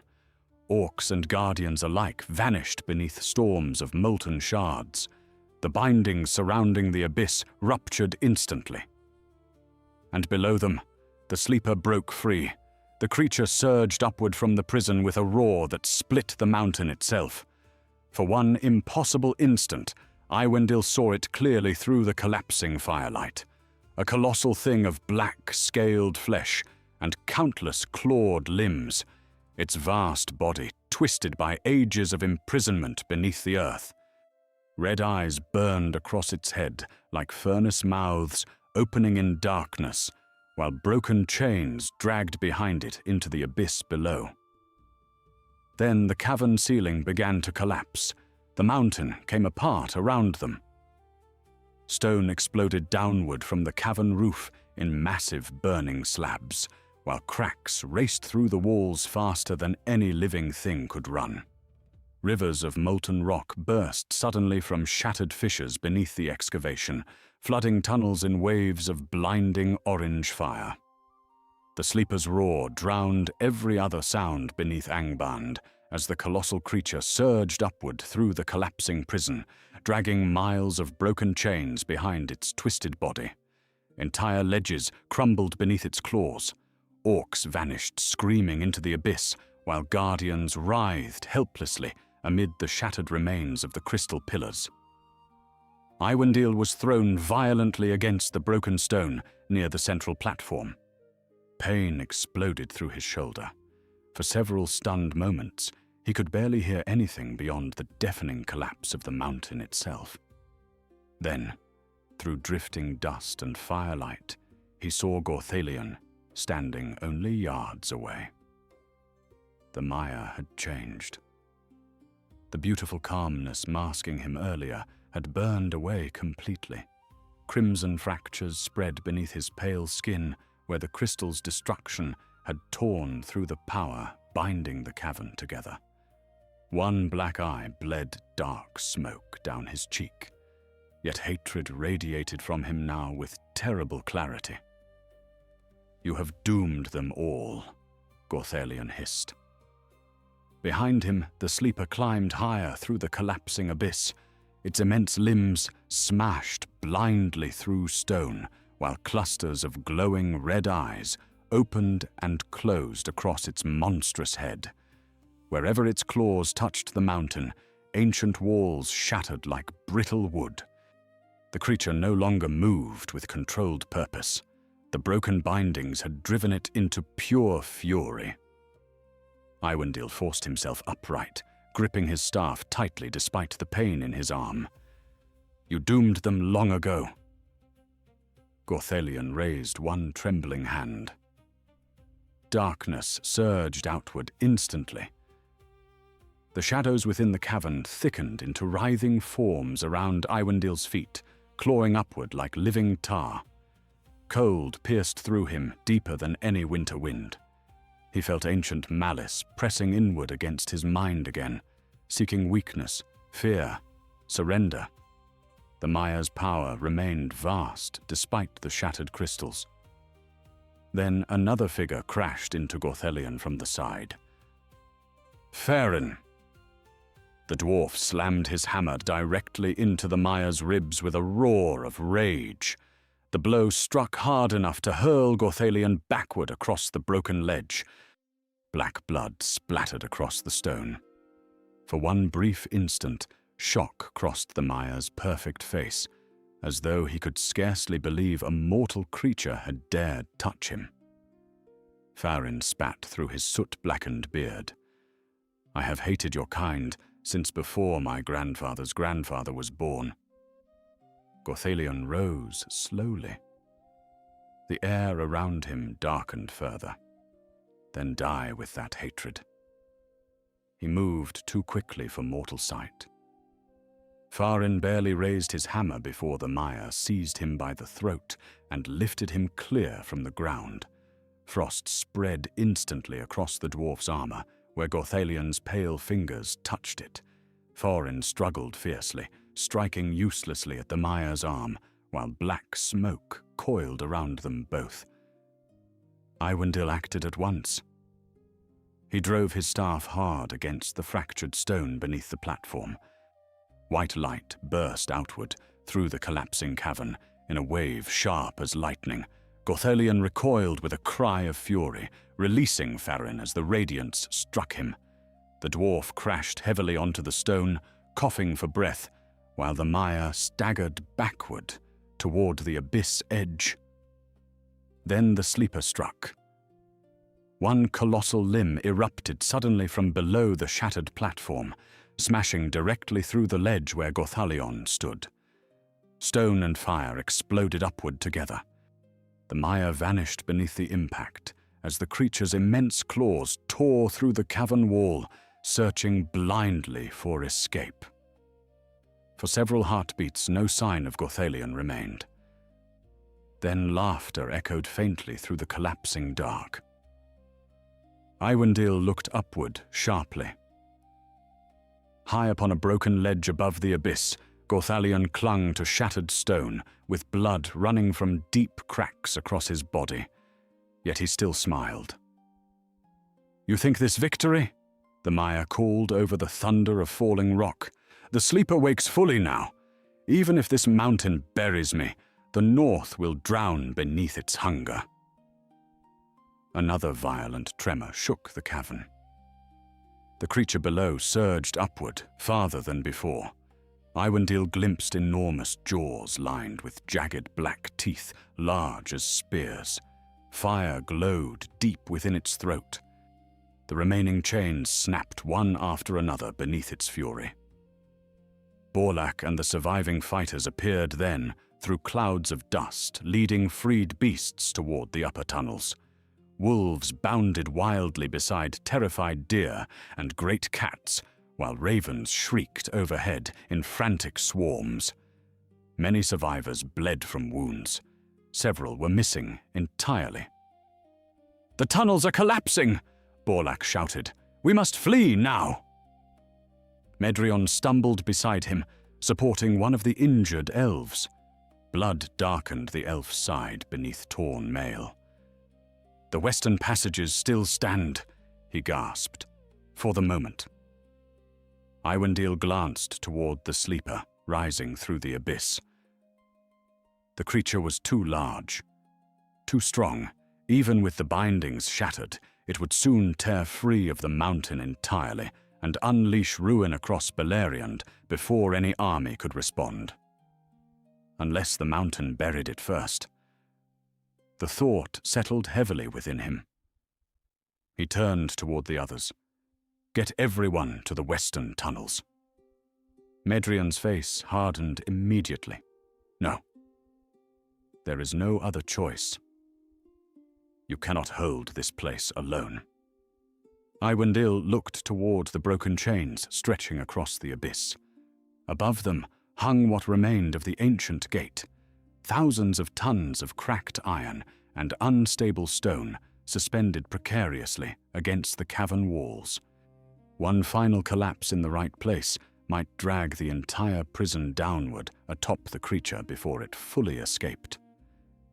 Perhaps. The odds mattered little now.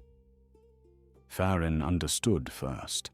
The dwarf's soot-blackened face tightened grimly. "You mean to bring the mountain down?" "Yes." Borlak stared at him in disbelief. The collapse would bury everything beneath Angband. "That is the intention." Another roar shook the cavern as the sleeper climbed higher. One enormous claw seized the edge of the excavation itself, crushing stone beneath its grip, while glowing eyes searched wildly through the dust and firelight above. Medrion stepped forward fiercely. "Then I stay." "No." Iwendil placed a hand firmly upon the elf's shoulder. "You know these tunnels better than I. They need a guide more than another corpse." The elf's jaw tightened with silent fury. For a long moment neither spoke, while death thundered around them. Then Medrion bowed his head once. "I will remember your name," he said quietly. Iwendil smiled faintly. "Names matter less than deeds. Remember that instead." The survivors withdrew reluctantly toward the upper tunnels, driving the freed animals ahead through smoke and falling stone. Farin lingered only long enough to clasp Iwendil's forearm firmly, before turning away without another word. Soon only Iwendil remained upon the collapsing ledge beside the abyss. Across the cavern, Gothelion watched him with burning hatred. "You cannot imprison it again," the Maya called. "No," Iwendil answered softly, "but perhaps the mountain still remembers fear." He raised his staff one final time. Power surged outward through the shattered cavern. Ancient cracks widened instantly across the supporting walls beneath the broken gate. The remaining chains groaned like dying giants as entire sections of ceiling collapsed downward toward the abyss. Fire burst upward from below. The sleeper roared in sudden alarm as the mountain itself began falling upon it. Gothelion screamed something in a forgotten tongue and leaped desperately toward higher ground. Too late. The broken gate finally gave way. Millions of tons of black iron and burning stone crashed downward into the abyss together, striking the sleeper with catastrophic force. The creature's roar became a sound of pure fury and agony as collapsing mountains buried it beneath avalanches of molten rock. Shockwaves tore through every tunnel beneath Angband. The ledge beneath Iwendil shattered. For one endless moment, he fell through firelit darkness while the mountain collapsed around him. Then great wings caught him. An eagle burst upward through the smoke, seizing him from the air only heartbeats before the abyss vanished beneath a final storm of falling stone. The enormous bird climbed desperately through collapsing tunnels, while fire and darkness consumed the depths below. Iwendil barely remained conscious as they burst at last from the mountainside into the freezing night beyond. Behind them, Angband died. The northern peaks split open beneath towering clouds of ash and flame. Entire sections of Thangorodrim collapsed inward, while red fire poured skyward through shattered cliffs. The earth trembled for miles in every direction as the buried caverns beneath the mountains finally caved into ruin. Roars still echoed faintly from deep below for a time. Then even those faded.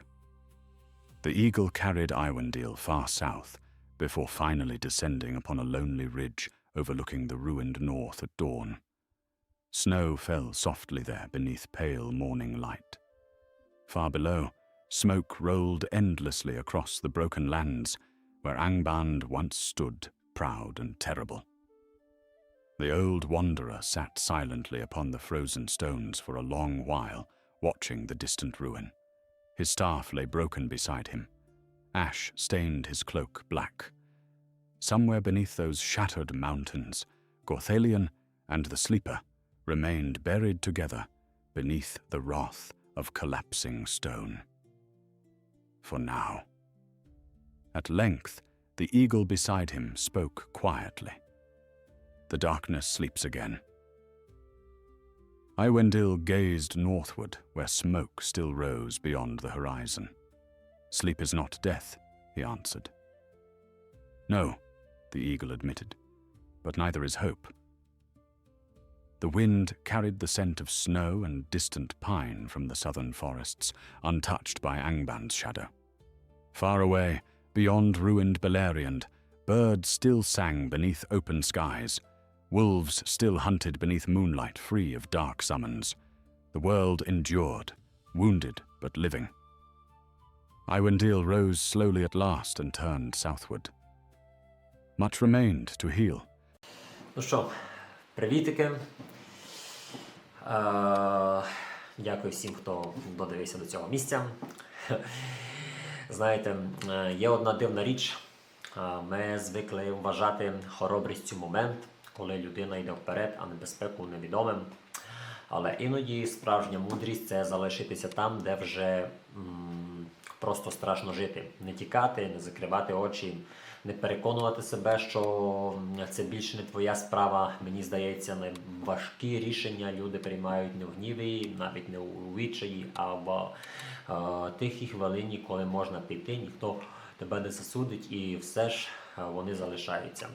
Не тому, що не бояться, а тому, що інакше потім не зможе жити з самим собою. Напевно, саме тоді і такі люди тримають світ від остаточного, як там кажуть, падіння, тихо, без імен, без пам'ятників, там ми не герої.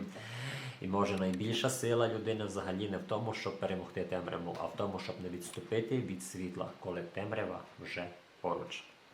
Дякую, що додивились.